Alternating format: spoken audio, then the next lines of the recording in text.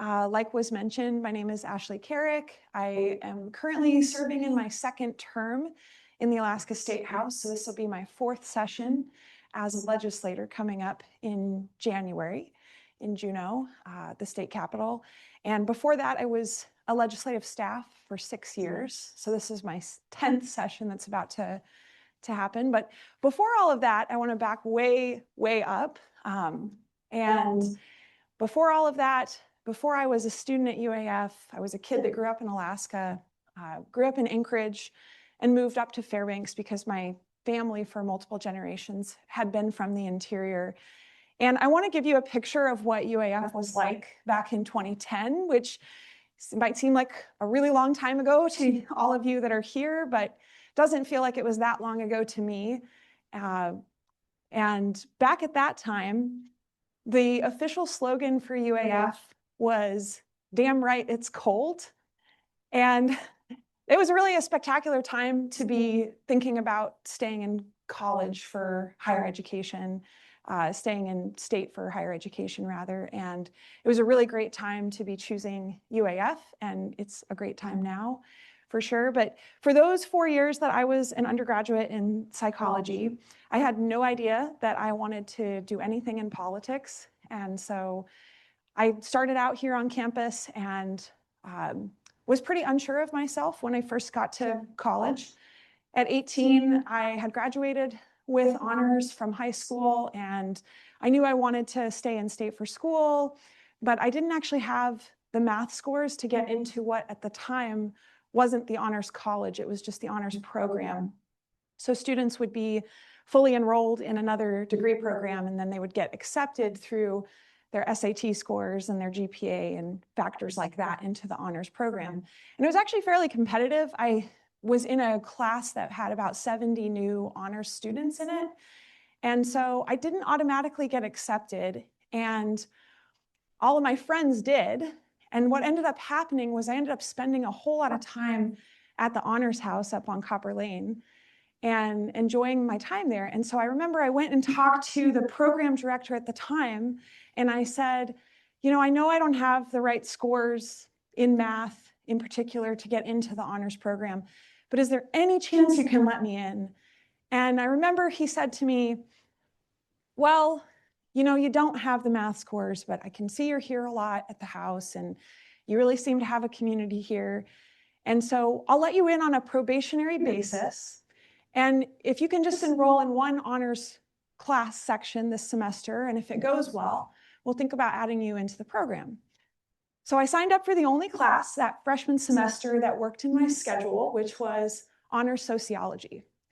And I want to paint a picture for all of you here about what the honors program was like at the time, because it was a lot different than how amazing it is today. It was amazing in a whole different kind of way.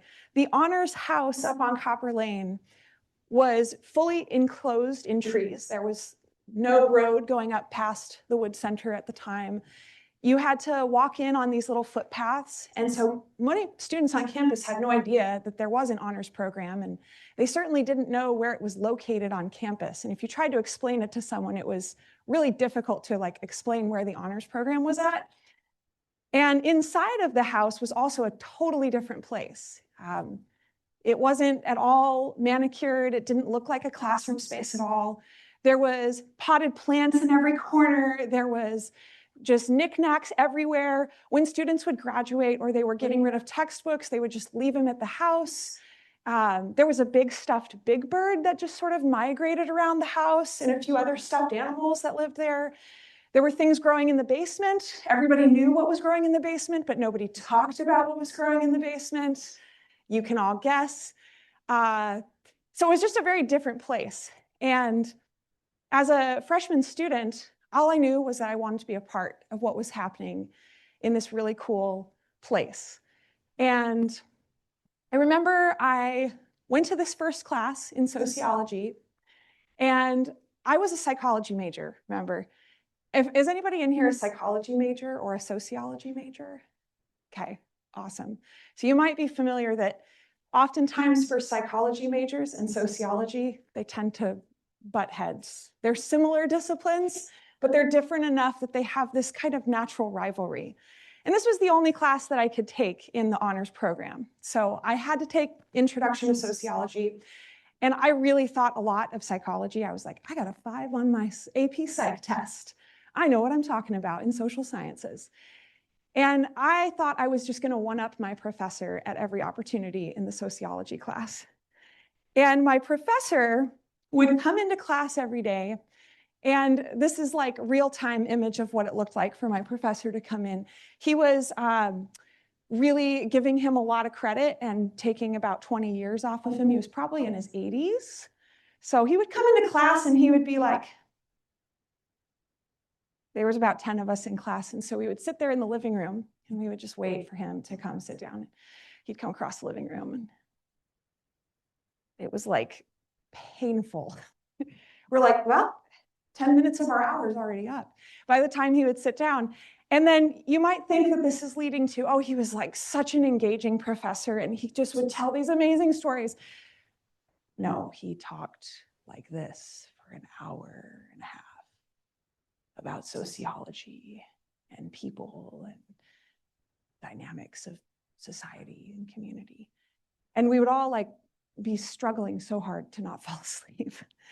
And at the same time, he was really engaging for me because I had something to prove. I really wanted to be in this program and I really wanted to do a good job. And so we frequently got into debates in class with each other. And I remember at one point, he was explaining the concept of anomie to the class. Does anybody in here know what anomie is? Okay, so if you take your sociology class or your psych class, they might tell you this. Anomie is basically an unplanned state of chaos that can take place amongst people or society. So he's explaining this concept to us. And throughout the semester, I had been pushing back on him, and we would get into these debates before, during, after class. And then one day, we were all coming into class, the 10 of us that were in there, and we knew he was going to saunter in anytime, and it would take him 10 minutes to get to his seat and sit down and start talking. And so while we were waiting for all of that to happen, I looked at all these folks in my class with me, and I said, do you know what would be really, really funny? What if we all participated in an act of anomie, and we just, after he sat down and started talking at, say, the class starts at noon, let's say 12:15, if we all got up and just started being chaotic, like we'll just stand up and go, wah, and then we'll sit back down. And everybody in class thought this was a really funny prank. So they were like, yeah, sure, no, this will be great. This will be awesome.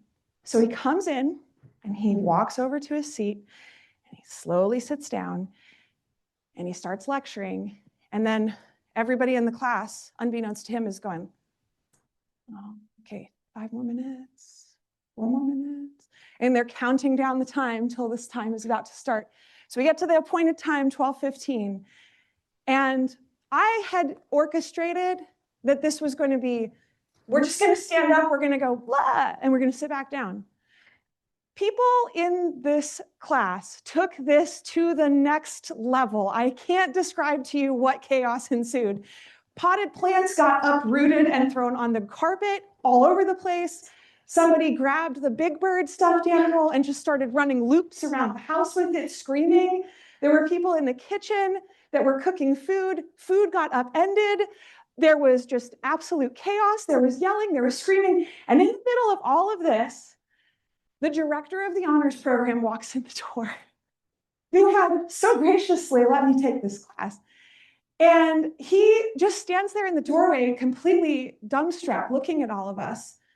And we all kind of like slowly realize that our professor is just completely stoic. He hasn't moved. He hasn't even blinked. He's just sitting there looking at us. And the director of the program is standing in the doorway, just looking at us. And so we all kind of stop and we start to sit down. And the program director goes, what is going on here? And somebody immediately says, Ashley said we should all practice anomie together and we should just stage this whole thing. And isn't it so much fun? We had a great time. And the professor says to me, did you organize this? And I said, Yeah, I did. And then he says, well, I hate to break it to you. It's not enemy because you organized it. Enemy is when it's unplanned chaos. And so not only did I not actually stage a demonstration of enemy properly, but I did it in front of the director of the program and my professor, and I got shown up.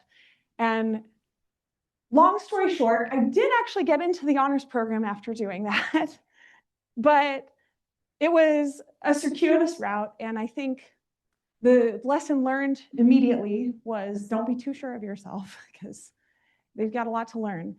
I had a lot to learn. And when I came to UAF, I had this amazing experience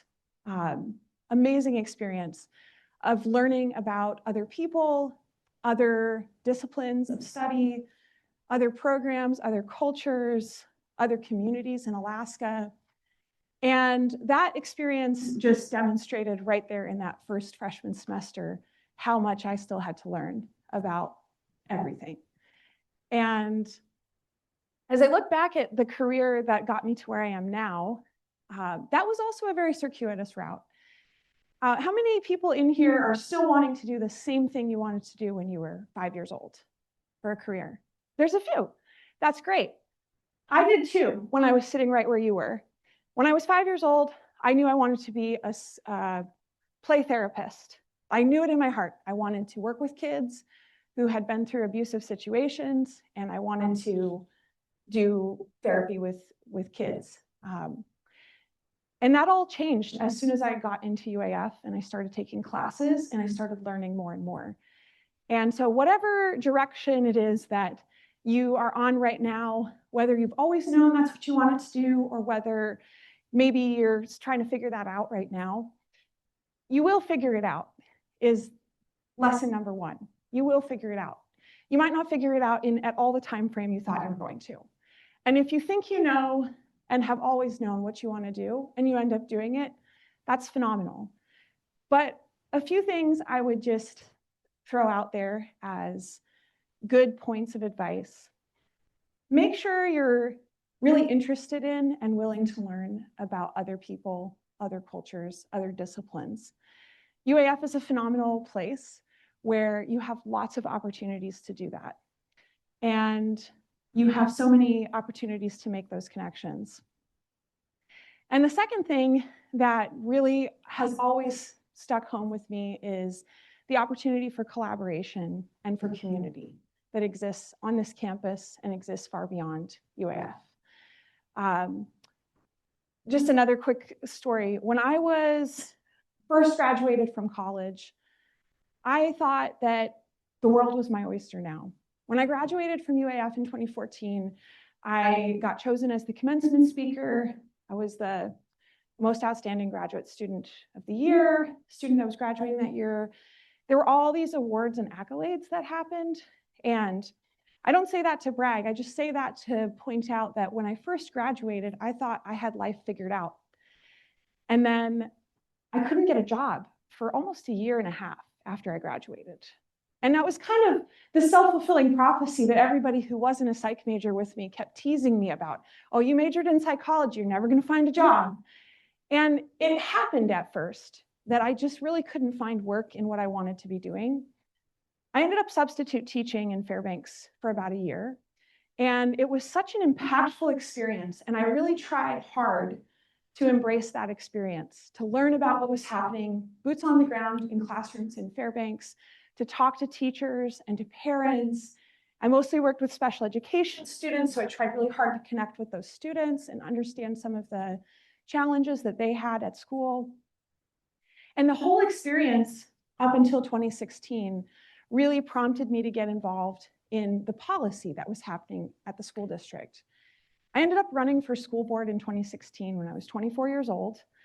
I had absolutely no idea what I was doing at all. I had no real experience in politics outside of student government here at UAF. And I ended up losing that election.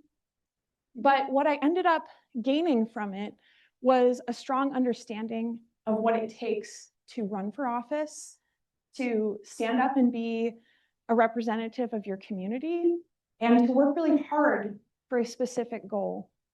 And I ended up, because of putting myself out there that way, getting a job that was supposed to be for one session, working in Juneau as a legislative staff. And here I am about to enter session number 10 as a legislator.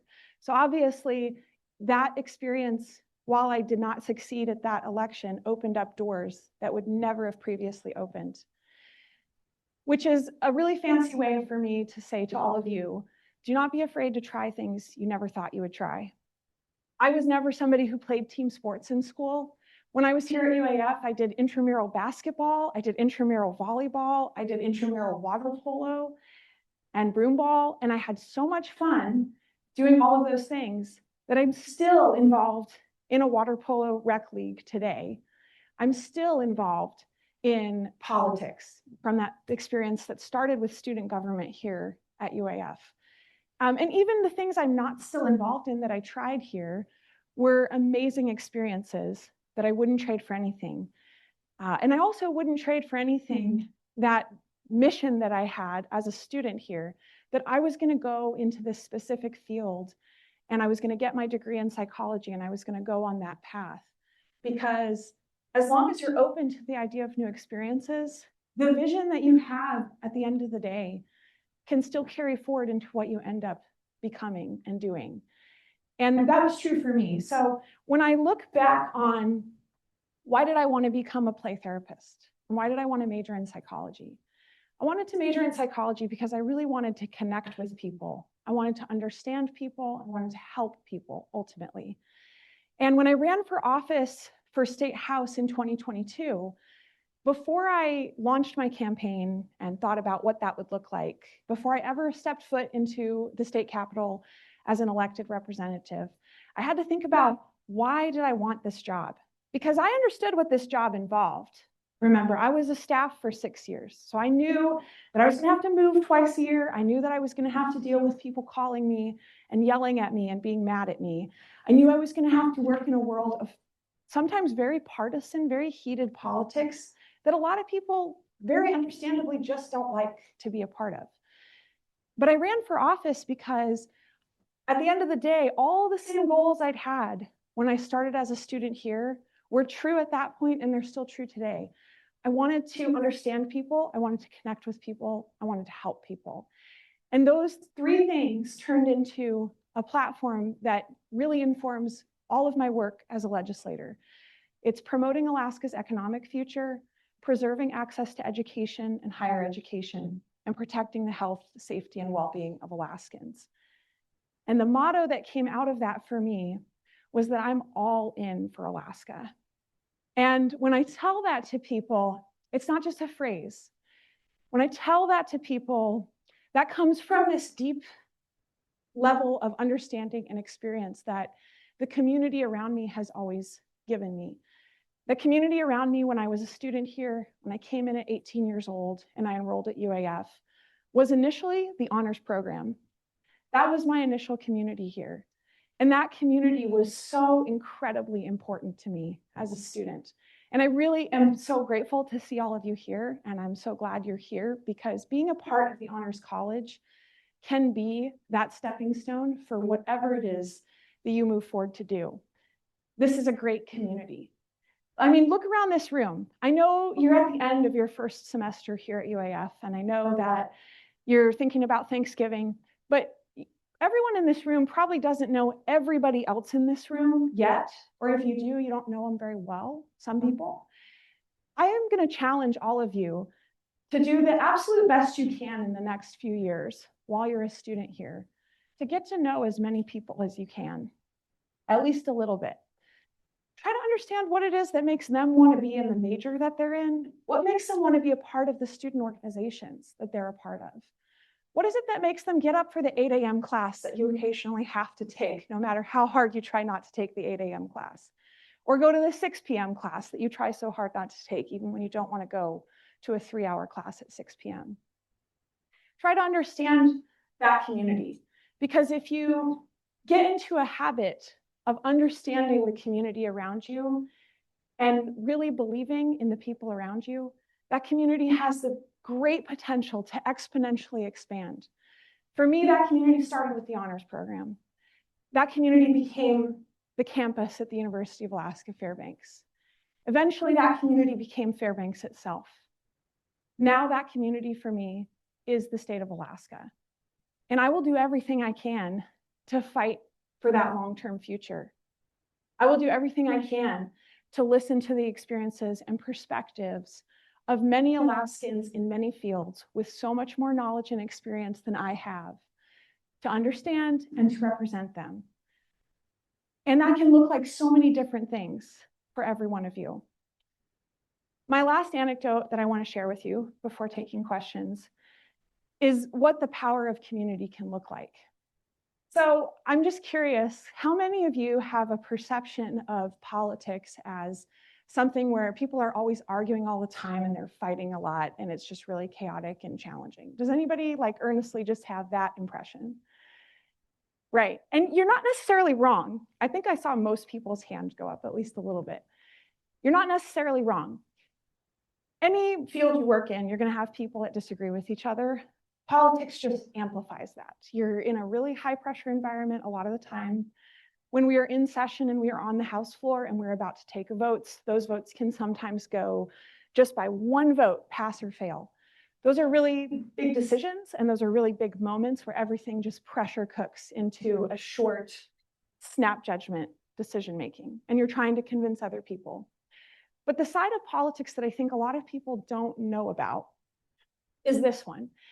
And the story I have is actually from this last session. So at the start of 2025, in January, we're all headed back to Juneau, and we're going into session. And it's the night before the first day of the beginning of this current legislature, which is every 2 years, the legislature is begun anew.